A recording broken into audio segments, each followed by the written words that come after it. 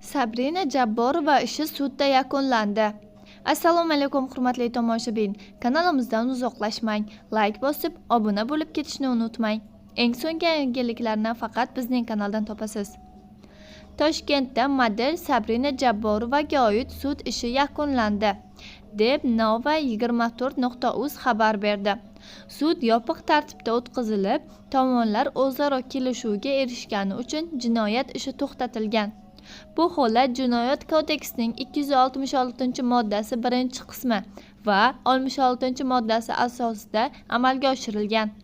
Voqea 2024-yil 7-noyabr kuni Dilbarim qo'shig'ini klip suratga olinayotgan paytda sodir bo'lgan.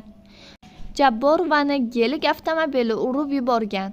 Uni voyaga yetmagan aktrisa Sevinch Marupova boshqargan. Jarohatdan so'ng unga zudlik bilan birinchi tibbiy yordam ko'rsatilmagan va u 3 litr qon yo'qotgan. Keyinchalik u shifoxonaga yetkazilib, 9 soatlik operatsiya orqali hayoti saqlab qolingan. Biroq operatsiyadagi xatoliklar tufayli chap oyog'i o'ng oyog'idan 7 sm uzun bo'lib qolgan va bu nogironlikka olib kelgan. Uning sog'lig'ini tiklash uchun qo'shimcha operatsiya zarur bo'lgan.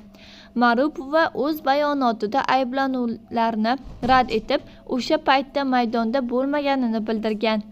U avtomobilni boshqarishni istamaganini, lekin atrofdagilar uni tinchlantirib, kameraga qarashga undashganini, shu bois nazoratni yo'qotganini aytgan. O'z harakatlari uchun javob berishga tayyor ekani, ammo suratga olish guruhining e'tiborsizligini ham tilga olgan.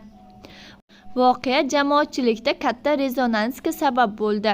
Jabborova keyinroq Turkiyaga davolanish uchun yuborilgan va 2025